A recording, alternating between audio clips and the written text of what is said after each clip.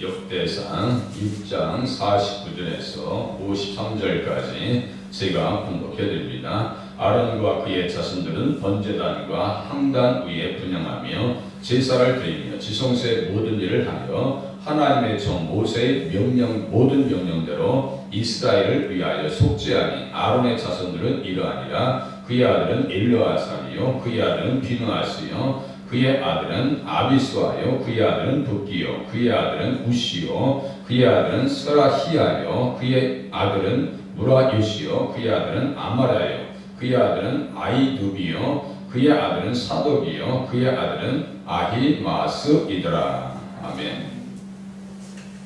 절수로 보면 49절에서 53절 몇 절이 아니에요.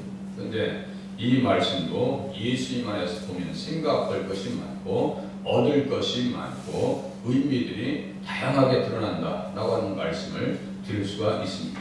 그러니까 성경은 항상 누구예요? 예수님 중심으로 성경을 봐야 이해할 수 있고 얻을 수가 있다. 의미가 드러나지 않냐면 내가 말씀 앞에 붙들릴 일이 없어요.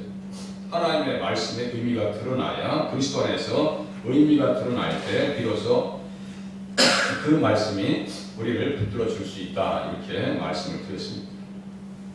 성막을 보면 이제 전체 외곽이 성막이죠. 그렇게 하고 안에 보면은 지성소가 있고 성소가 있습니다. 그 사이즈를 보면은 전체 외곽을 보면 크질 않아요. 25m하고 가로가 25m하고 세로가 50m. 지성소하고 성소를 보면 5m, 15m예요. 지성소는 어느 정도냐면 5m, 5m예요. 그러니까 되게 작거든요. 그런데도 불구하고 이 성막을 통해서 우리에게 주는 메시지는 그야말로 우주적이다. 전체 이스라엘 백성들뿐이 아니라 주님 앞에 돌아오는 백성들을 주님의 피로 다 품고도 남을 수 있다. 그래서 49절에 보면 속죄하니 이런 표현이 있죠. 속죄하니 이게 카파른데요. 이것은 예수님과 연결해서 풀지 아니하면 도저히 해석이 안 됩니다. 속죄라고 하는 것은 예수님의 피 아니고서는 얘기할 수가 없어요. 그렇게 하고 번제단과 향단 위에 분향하며 이 말씀들이 다 예수님과 십자가와 직접적으로 관련돼요. 성막의 외부는 순양과 해달의 가죽으로 되어 있습니다. 그것은 무슨 의미일까요? 투박하고 벌품이 없고 먼지에 쌓여 있고 예수 그리스도의 인성을 가르쳐 줍니다. 우리가 흠모할 만한 것이 아무것도 없더라 라고 하는 예수 그리스도의 인성을 보여줍니다. 그런데 그 안에는 뭐예요? 그냥 금은 보화로 다 이렇게 입혀져 있죠. 금으로 입혀져 있죠. 이것은 예수님의 신성을 의미합니다. 그런데 그 중에서 보면은 번제단 이렇게 써 있죠. 번제단. 이 번제단은 노수로 되어 있습니다. 노수로 되어 있어요. 노수는 뭐예요? 심판을 의미합니다. 거기에 번제물이 태워지고 재물들이 찢기워지고 피 흘리고 비명을 소리를 들을 수 있고 수없는 재물들의 피가 흘려지는 것은 누구의 죄를 대신해서 우리의 죄를 대신해서 십자가 제단에 희생당하실 예수 그리스도를 보여준다는 것입니다. 불순종한 백성들의 죄를 그 말씀 속에서 우리가 볼 수가 있습니다. 번제단에 하나님께서 레위기 26장에 보니까 내가 너희의 세력으로 말미암은 교만을 꺾고 너희의 하늘을 철과 같게 하며 너희 땅을 놋과 같게 할 것이다. 놋과 같게 할 것이다. 그것이 뭐예요? 심판입니다. 말씀의 뜻대로 살지 아니하면 번제단에서 놋 땅에서 죽임을 당하는 희생 제물처럼 누구의 죄 때문에요? 우리의 죄 때문에 예수님께서 십자가에서 희생 당하신다 라고 하는 것을 아론의 자녀들과 이 제사장들, 대제사장들을 통해서 우리에게 간접적으로 말씀해 주고 있습니다. 신명기 28장도 똑같아요. 내 머리의 위의 하늘은 놋이 되고 내 아래의 땅은 철이 될 것입니다. 그렇게 하면서 레위기 26장에 보면요, 절대로 하나님께서 너희 조상들에게 언약하신 그 언약을 잊지 않겠다라고 말씀하신단 말이에요. 그게 뭐예요? 너희들 위해서 희생당하실 예수 그리스도로 말미암아 너희들이 다시 가나안 땅에 돌아올 것이다라고 하는 언약의 말씀, 소망을 우리에게 전달해주고 있습니다. 그래서 번제단에서 우리는 누굴 볼 수 있어야 돼요? 예수 그리스도의 희생 당하심을 볼 수 있어야 성경을 보면서 예수님을 만날 수 있는 줄로 믿습니다. 히브리서 10장에 보니까 이 뜻을 따라서 예수 그리스도의 몸을 단번에 등심으로 말미암아 우리가 거룩함을 얻었노라. 오직 그리스도는 죄를 위하여 한 영원한 제사를 드리고 하나님 우편에 앉으셨느니라. 그의 자기 원수들을 자기 발등상에 들게 하실 때까지 기다리시나니 그가 거룩하게 된 자들을 한 번의 제사로 영원히 온전하게 하셨느니라. 구약의 제사는 수없는 제사의 반복이지만 예수님의 십자가 제사는 뭐예요? 한 번으로 영원한 제사를 이루셨다. 그래서 지금은 의식법이 사라졌어요. 예수님께서 십자가 지심을 통해서 의식법은 사라졌다. 그러면서 우리에게 권면합니다. 그런즉 우리도 그의 치욕을 짊어지고 영문 밖으로 그에게 나아가자. 이렇게 말씀하고 있어요. 우리를 또 예수님의 치욕을 짊어지고 영문 밖으로 그에게 나아가자. 번제단에는 또 뭐가 있냐면요, 뿔이 있습니다. 근데 이 중에 뿔이 있습니다. 뿔은 뭘까요? 독에 뿔에 제물을 담아놓습니다. 시편 118장 27절에 보니까 여호와는 하나님이시다. 그가 우리에게 빛을 비추셨으니 밧줄로 절기 제물을 제단 뿔에 멜지어다. 밧줄로 절기 제물을 제단 뿔에 멜지어다. 우리 예수님께서 어디에 매이셨어요? 십자가에 매이셨습니다. 그러니까요, 그런 모든 것들이 구약의 이 성경은 곧 내게 대하여 기도한 것이다 라고 하는 그 말씀을 전제해서 구약 성경을 볼 때 복음 안에서 이해할 수 있고 깨달을 수 있고 주님의 크신 희생과 사랑에 대한 의미를 되새길 수 있다라고 말씀드릴 수가 있습니다. 예수님 십자가에 달리셔서 우리가 받을 고난을 대신 짊어지셨습니다. 아니래 희생 제사의 그 의미를 우리가 새기지 아니하고 그 믿음 가지고 하나님 앞에 가지 아니하면 감당할 수 없는 재앙 가운데 들어갈 것입니다. 그 불로 태워지고 희생 당해서 다 태워진 그 상태를 통해서 예수 그리스도를 영접하지 아니하면 구약의 성도들이 그렇게 예수님 앞에 나오지 아니하면 어떤 불이 남겨져 있는가? 계시록 8장에 보니까요, 천사가 향로를 가지고 제단에 불을 담아다가 여기 제단이 본 제단할 때 제단과 똑같아요. 제단에 불을 담아다가 땅에 쏟음에 우레와 우상과 번개와 지진이 나더라. 하나님의 공의의 심판 가운데 들어갈 수밖에 없다. 십자가 제단에서 희생당하신 예수 그리스도를 영접하지 아니하면 영원한 불에 떨어질 수밖에 없다라고 하는 사실도 우리에게 가르쳐 줍니다. 마가복음 9장 48절에 보니까 거기에는 두더기도 죽지 않고 불도 꺼지지 아니하느니라. 번제단에서 십자가에서 희생당하신 예수 그리스도의 은혜, 구원의 은총을 가슴으로 받지 아니하면 어디 떨어진다는 거예요? 지옥 갈 수밖에 없다. 그러니까 이스라엘의 대제사장들은 그 제사를 통해서 십자가에 달리시는 예수 그리스도를 직접적으로 간접적으로 우리에게 보여주고 있습니다.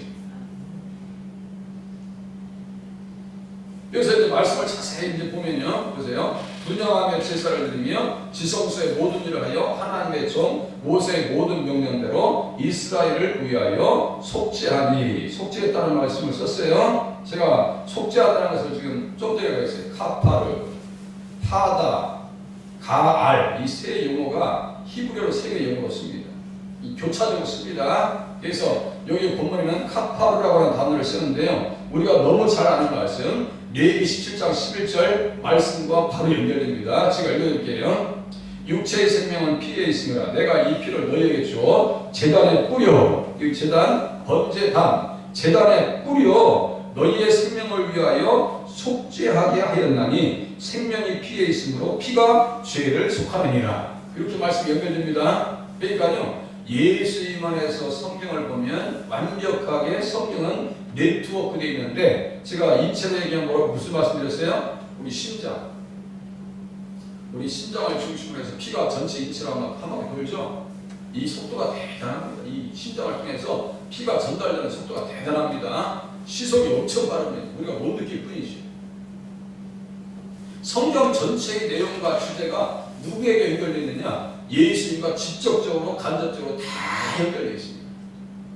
그렇게 성경을 보지 아니하면 풍성한 의미를 우리가 되새길 수가 없더라. 그러니까 그렇게 보니까 성경이 내용이 풍성해지더라. 반대로 제가 그걸 계속해서 보는 거예요.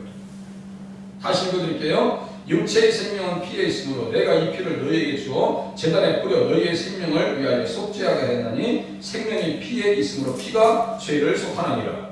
여기 피는 예수님께서 골고다에서 흘리신 피와 영적 의미가 같아요? 틀려요? 같아요? 틀려요?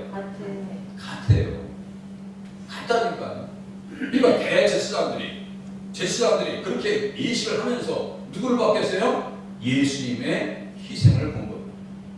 우리가 골고다에서 피 흘리시고 몸 찢기신 그 예수 그리스도로 말미암아 우리에게 살 길이 열렸다라고 하는 것을요 이야기합니다. 모세는 곧 내게 대하여 기르겠다라고 할 때 모세가 예수님을 모를 리가 없잖아요. 모리아 산에서 이삭을 제단에 드릴 때 그 제단과 여기 제단이 같아요. 네. 거기는 뭐 이제 흙으로 썼겠죠. 뭐 돌이나 흙으로 쌓겠죠. 여기는 노단입니다. 그런데 그 제단이나 이 제단, 십자가 제단이나 다르지 않아요.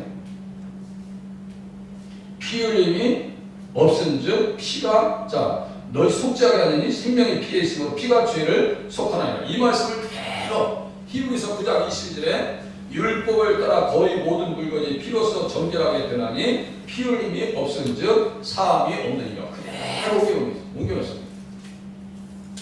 그래서 그 피를 예수님의 피로 직접 연결시켜요. 그러면 예수님의 피는 또 어떻게 예수님께서는 당신의 피를 어떻게 얘기할까요? 마태복음 26장 27절 28절에 보니까 또 잔을 가지사 감사 기도하시고 그들에게 주시며 이르시되 너희가 이것을 마시라. 이것은 죄사함을 얻게 하려고 많은 사람을 위하여 흘리는 바 나의 피 곧 언약의 피니라. 그런데요 이 피는 뭐예요? 죄사함을 얻게 하려 죄 용서를 받네요. 번제단에 수없는 피가 흘려지고 뿌려지는 것은 지성소에도 1년에 한 번씩 가서 피가 뿌려지는 것은 뭐예요? 죄사함을 얻게 하려고 많은 사람을 위하여 흘리는 바 나의 피 곧 언약의 피니라. 제가 그 말씀 가지고 무슨 말씀 드렸어요? 예수 믿으면 어떤 관계에 들어가는 거예요? 언약 관계에 들어가는 겁니다. 또 이것도 잘 몰라요. 예수 믿으면 무슨 관계에 들어간다고요? 언약 관계에 들어가. 하나님과 나는 언약 관계예요.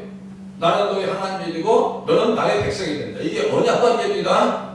그러면 언약 관계에 들어가면 무슨 법이 딱 있어요? 우리에게 언약의 법이에요. 언약의 법. 출애굽기 34장 28절. 언약의 법 곧 십계명. 그러니까요 이렇게 연결되는 거예요. 그러니까 예수 믿으면서 법대로 살지 않는 것은 정말 이게 깊이 반성인 거예요. 주의를 성수하시고 합니다. 네? 깊이 생각해봐야 돼요. 사도행전 10장에 그에 대하여 모든 선지자도 증언했다. 예수님에 대해서 모든 선지자도 증언했다. 지금 예수라가 이 말씀을 기록하면서 우리에게 무엇을 얘기할까요? 지금 예수님의 피 공로로 말미암아 우리가 살 수 있는 길이 있었다라고 하는 것을 얘기하는 거예요. 그렇게 하고 그 언약의 말씀에 순종해서 귀하게 쓰임받은 인물들을 50절 이하 비누아스 보세요. 비누아스 또 누가요? 53절 사도 그의 아들은 아히마스이더라 이렇게 써있죠. 그 언약의 근거에서 이 사람들은 언약 백성으로 누구를 잘 모셨어요? 보니까 보세요. 비누아스가 있고 그 52절부터 보니까 사독과 아히마스 좀 생각나셔야 되는데요. 사독과 아히마스 시대에 인물은 어떤 사람일까요? 다윗이 쫓겨나갔어요. 길을 찾지 못하고 아히도벨과 압살롬의 반역에 의해서 멸망 직전에 있을 때 이 사람들은 같이 협력하는 사람들 언약궤를 메고 예루살렘에 들어가서 아히도벨의 모략을 패하게 한 것을 들어서 아비아들의 아들 요나단과 그 사독의 아들 아히마스가 빨리 와서 다윗에게 가르쳐줍니다. 후세가 가서 또 아히도벨의 모략을 패하십니다. 그러니까요 어디 편에서 어떻게 일을 하고 어떻게 순종하고 어떤 자리에 있어야 될지 이 사람들은 알아요.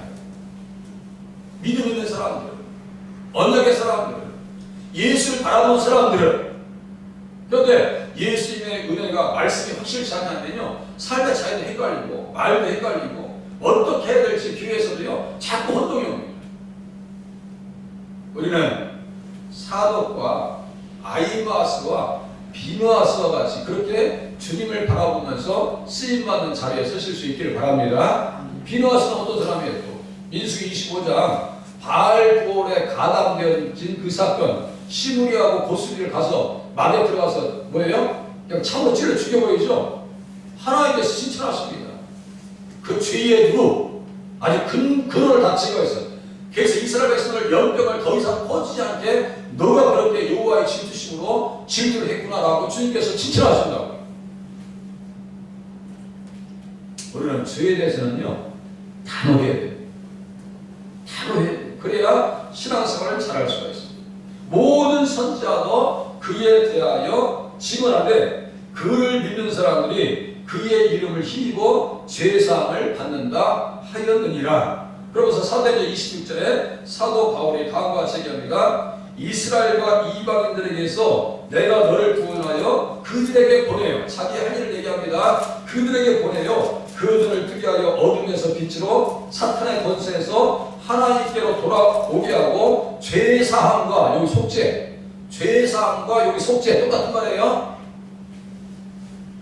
죄 용서를 받으면 나를 믿어 거룩하게 된 우리 가운데서 기업을 얻게 하리라. 이 기업이 뭐라고 했어요?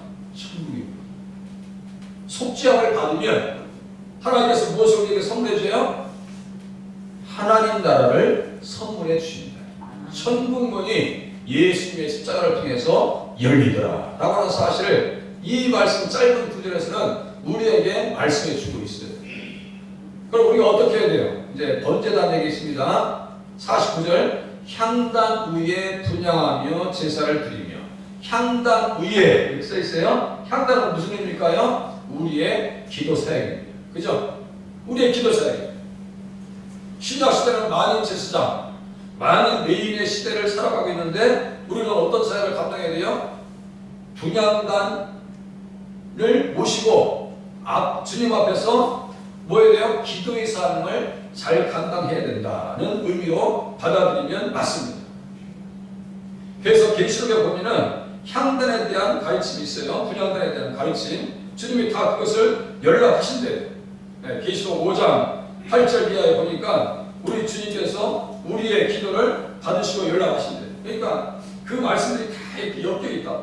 계시록 8장 5절 또 계시록 5장 8절 8장 4절 제가 읽을게요.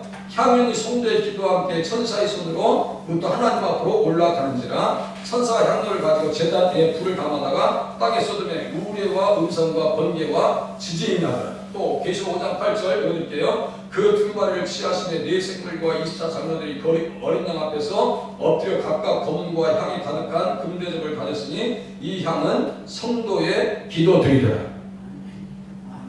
기도 사명 잘 감당해야 됩니다. 사무엘 선지자와 같이 기도 쉬는 게 죄다. 기도 쉬는 게 죄다. 거기까지 갈 수 있기를 바랍니다. 그 수준까지. 다윗은 시편 141장 2절에 보니까 나의 기도가 주의 앞에 분향함과 같이 되며 나의 손 드는 것이 저녁 제사같이 되게 하소서. 이렇게 얘기합니다. 그러니까 분향단은 뭐예요? 성도의 기도이고 이 분향단은 중보자 되시는 예수 그리스도를 또 우리에게 가르쳐 주고 있습니다. 오늘도 중보자를 힘입어서 우리의 기도의 사명을 다하고 분량을 다하고 직임을 다하는 그러한 자리에 서서 또 우리 사독과 같이 비누아스와 같이 쓰임받는 자리에 서실 수 있기를 바랍니다. 기도하겠습니다.